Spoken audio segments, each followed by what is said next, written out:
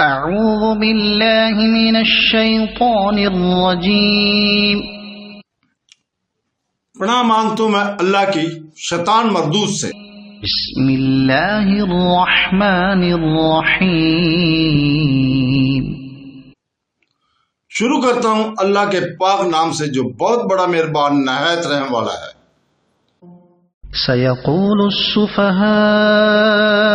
من الناس ما ولاهم عن قبلتهم التي كانوا عليها قل لله المشرق والمغرب يهدي من يشاء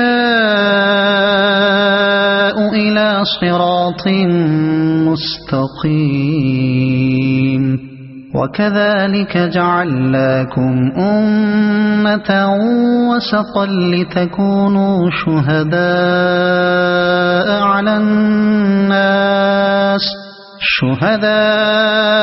عَلَى النَّاسِ وَيَكُونَ الرَّسُولُ عَلَيْكُمْ شَهِيدًا وَمَا جَعَلْنَا الْقِبْلَةَ الَّتِي كُنتَ عَلَيْهَا إِلَّا لِنَعْلَمَ مَن يَتَّبِعُ الرَّسُولَ مِمَّن يَنقَلِبُ عَلَى عَقِبَيْهِ وَإِن كَانَتْ لَكَبِيرَةً إِلَّا عَلَى الَّذِينَ هَدَى اللَّهُ وَمَا كَانَ اللَّهُ لِيُضِيعَ إِيمَانَكُمْ إِنَّ اللَّهَ بِالنَّاسِ لَرَءُوفٌ رَحِيمٌ۔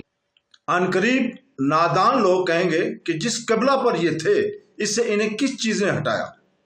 تو کہہ دے اے نبی کہ مشرق اور مغرب کا مالک اللہ تعالیٰ ہے اور وہ جسے چاہے سیدھی راہ کی ہدایت کر دے۔ ہم نے اسی طرح تمہیں عادل امت بنایا تاکہ تم لوگوں پر گواہ ہو جاؤ اور رسول پاک صلی اللہ علیہ وسلم تم پر گواہ ہو جائیں۔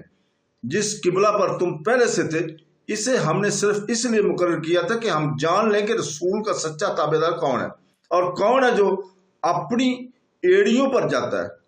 وہ یہ کام مشکل ہے مگر جنہیں اللہ نے ہدایت دی ہے ان پر کوئی مشکل نہیں۔ اللہ تعالیٰ تمہارے ایمان ضائع نہ کرے گا۔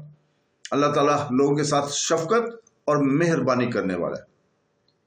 اس آیت مبارکہ میں قبلہ کی تبدیلی کا بیان کیا جا رہا ہے۔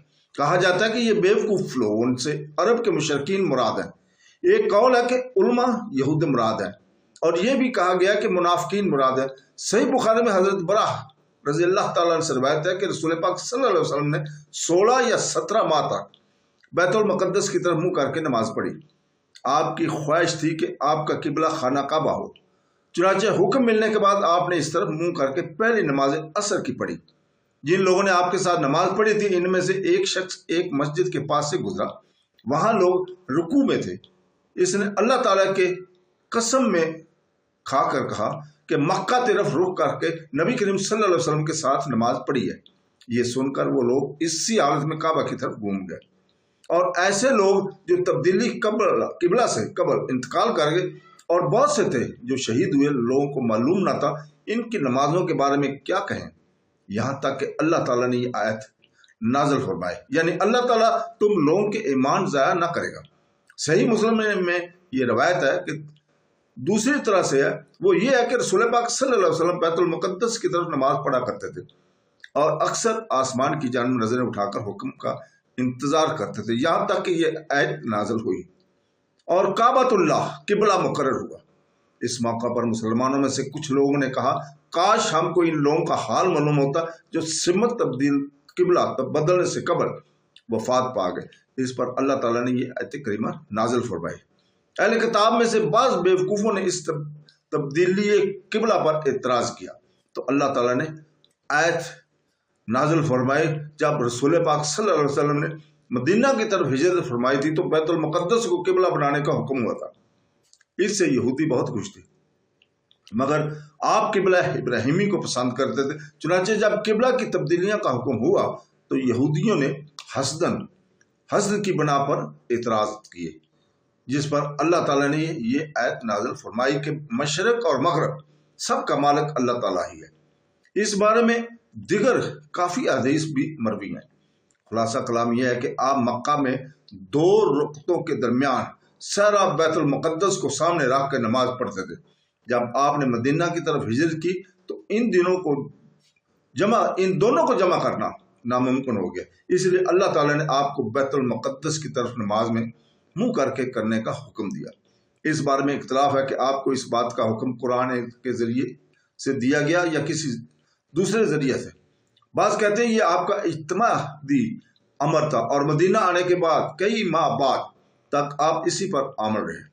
اگرچہ آپ اللہ تعالیٰ سے تبدیلی قبلہ کے خواستگار تھے، بالآخر دعا قبول کی گئی، بیت اللہ کی طرف پہلی نماز عصر پڑھی۔ بعض روایت میں ہے کہ وہ نماز ظہر تھی۔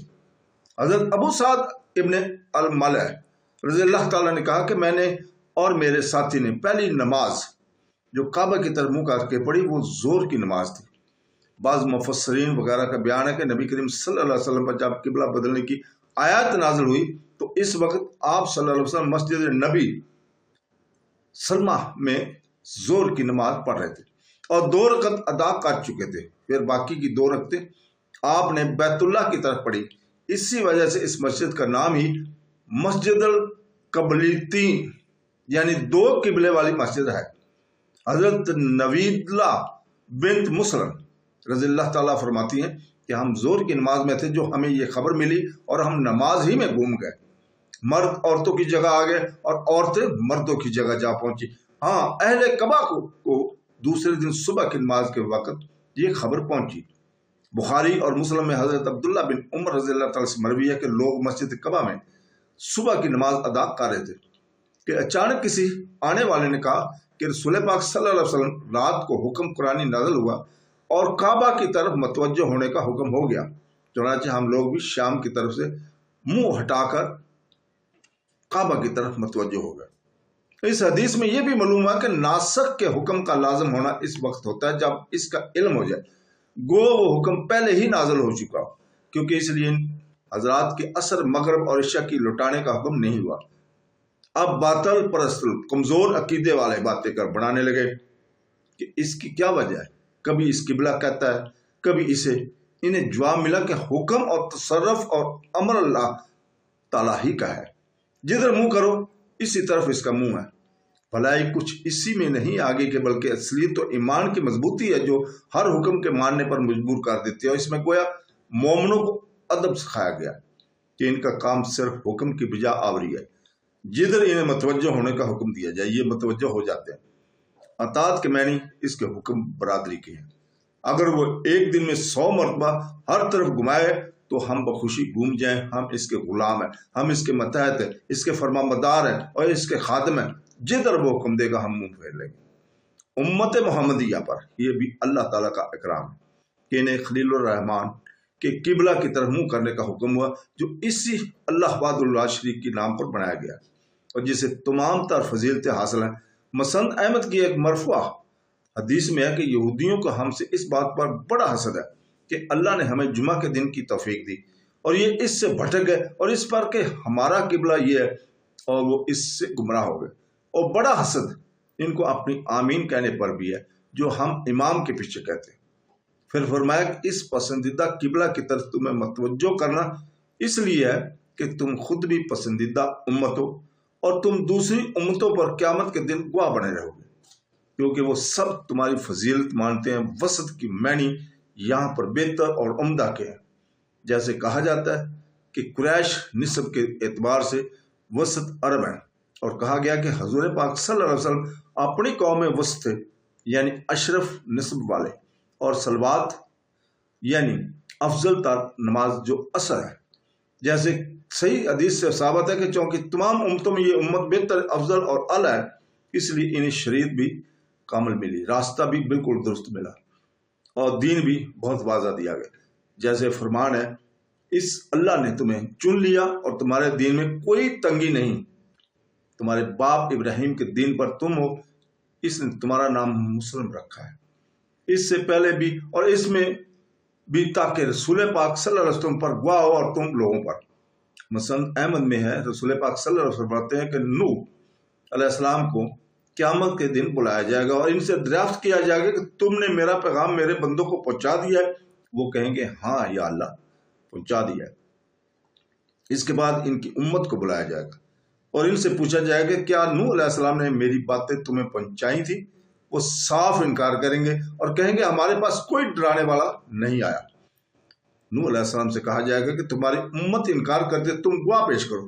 وہ کہیں گے کہ ہاں محمد صلی اللہ علیہ وسلم اور آپ صلی اللہ علیہ وسلم کی امت میری گواہ ہے۔ یہی مطلب اس آیت مبارکہ کا ہے۔ وسط کے معنی عدل کے ہیں۔ اب تمہیں بلایا جائے گا اور تم گواہی دو گے اور میں تم پر گواہی دوں گا۔ بخاری، ترمذی، نسائی، ابن ماجہ۔ مسند احمد کی ایک اور روایت میں ہے کہ قیامت کے دن نبی آئیں گے اور ان کے ساتھ ان کی امت کے صرف 2 ہی شخص ہوں گے اور اس سے زیادہ بھی اس کی امت کو بلایا جائے گا اور ان سے پوچھا جائے گا کیا اس نبی نے تمہیں تبلیغ کی تھی؟ وہ انکار کریں گے۔ نبی سے پوچھا جائے گا تم نے تبلیغ کی؟ وہ کہیں گے ہاں۔ کہا جائے گا تمہارا گواہ کون ہے؟ اور وہ کہیں گے کہ محمد صلی اللہ علیہ وسلم، آپ کی امت۔ بس محمد صلی اللہ علیہ وسلم اور آپ کی امت بلائی جائے گی اور ان سے یہی سوال ہوگا کیا اس پیغمبر نے تبلیغ کی؟ یہ کہیں گے ہاں۔ ان سے کہا جائے گا تمہیں کیسے علم ہوا؟ یہ جواب دیں گے کہ ہمارے پاس ہمارے نبی آئے، آپ نے خبر دی کہ انبیاء علیہ السلام نے تمہارا پیغام اپنی اپنی امتوں کو پہنچایا۔ یہی مطلب ہے اللہ ذوالجلال کے اس فرمان کا۔ مسند احمد کی ایک اور حدیث میں وسطن یبینی عدل آیا ہے۔ ابن مردودیہ اور ابن ابی حاتم میں ہی ہے کہ رسول پاک صلی اللہ علیہ وسلم فرمایا میری امت قیامت کے دن ایک اونچے ٹیلے پر ہوں گے، تمام مخلوق میں نمایاں ہوں گے اور سب کو دیکھ رہے ہوں گے۔ اس روز تمام دنیا تمنا کرے گی کاش وہ بھی ہم میں سے ہوتے۔ جس نبی کی قوم نے اسے جھٹلایا ہم دربار رب العالمین میں شہادت دیں گے کہ ان تمام انبیاء نے حق رسالت ادا کیا ہے۔ مستدرک حاکم میں ایک حدیث میں ہے کہ نبی بنی مسلمہ کے قبیلے کے ایک شخص کے جنازے میں ہم حضور پاک صلی اللہ علیہ وسلم کے ساتھ تھے۔ لوگ کہنے لگے حضور یہ بڑا نیک آدمی، بڑا متقی پارسا اور سچا مسلمان تھا، اور بھی بہت سی تعریفیں کی۔ آپ صلی اللہ علیہ وسلم فرمایا تم یہ کس طرح کہہ رہے ہو؟ اس شخص نے کہا حضور پوشیدگی کا علم تو اللہ ہی کو جانا، لیکن ظاہری میں تو اس کے ایسی ہی حالت تھی۔ آپ نے فرمایا اس کے لیے واجب ہوگی۔ پھر بنو حارثہ کے ایک شخص کے جنازے میں تھے، لوگ کہنے لگے حضرت یہ برا آدمی تھا، بڑا بد زبان اور کنج خلق تھا۔ آپ نے اس کی برائیاں سن کر پوچھا تم کیسے جانتے ہو؟ اس شخص نے بھی یہی کہا۔ آپ نے فرمایا اس کے لیے واجب ہوگی۔ محمد بن کعب رحمۃ اللہ علیہ اس حدیث کو سن کر فرمانے لگے اللہ تعالیٰ کے رسول سچے ہیں، دیکھو قرآن بھی کہہ رہا ہے۔ مسند احمد میں ہے کہ ابو سعود رحمۃ اللہ علیہ فرماتے ہیں میں مدینے میں آیا، یہاں بیماری تھی، لوگ بسرت زیادہ مر رہے تھے۔ میں حضرت عمر بن خطاب رضی اللہ تعالیٰ کے پاس بیٹھا ہوا تھا، جو ایک جنازہ نکلا، لوگوں نے مرحوم کی نیکیاں بیان کرنی شروع کی۔ آپ نے فرمایا اس کے لیے واجب ہوگی۔ اتنے میں دوسرا جنازہ نکلا، لوگوں نے اس کی برائیاں بیان کی۔ آپ نے فرمایا کہ اس کے لیے واجب ہوگی۔ میں نے کہا امیر المومنین کیا واجب ہوگی؟ آپ نے فرمایا میں نے وہی کہا جو جناب رسول پاک صلی اللہ علیہ وسلم نے فرمایا کہ جس مسلمان کی بھلائی شہادت 4 آدمی دیں اللہ اسے جنت میں داخل کرتا ہے۔ ہم نے کہا حضور اگر تین دیں؟ آپ نے فرمایا 3 بھی۔ ہم نے کہا اگر 2 ہوں؟ آپ نے فرمایا 2 بھی۔ ہم نے ایک کی بابت سوال نہ کیا۔ ابن مردودیہ کی ایک حدیث میں کہ قریب ہے کہ تم اپنے بھلوں اور بڑوں کو پہچان لیا۔ لوگوں نے کہا حضور کس طرح؟ آپ نے فرمایا اچھی تعریف اور بری شہادت سے تم زمین پر اللہ کے گواہ ہو۔ پھر فرماتا کہ پہلا قبلہ صرف امتحان کے طور پر تھا، یعنی پہلے بیت المقدس کو قبلہ مقرر کر کے پھر کعبۃ اللہ کی طرف پھیرنا صرف اس لیے تھا کہ تاکہ معلوم ہو جائے کہ سچا تابعدار کون ہے اور کون ہے جو ایک دم کروٹ لیتا ہے اور مرتد ہو جاتا ہے۔ یہ کافی فی الحقیقت بہت اہم کام تھا، لیکن جن کے دلوں میں ایمان اور یقین ہے، جو رسول پاک صلی اللہ علیہ وسلم کے سچے پیروکار ہیں، جو جانتے کہ حضور پاک صلی اللہ علیہ وسلم جو فرمائے سچ ہے، جن کا عقیدہ ہے کہ اللہ جو چاہتا ہے کرتا ہے، اپنے بندوں کو جس طرح چاہے حکم دے، جو چاہے مٹائے، جو چاہے باقی رکھے، اس کا ہر کام ہر حکم حکمت سے پر ہے اور اس حکم کی باجا آوری کچھ بھی مشکل نہیں۔ صدق اللہ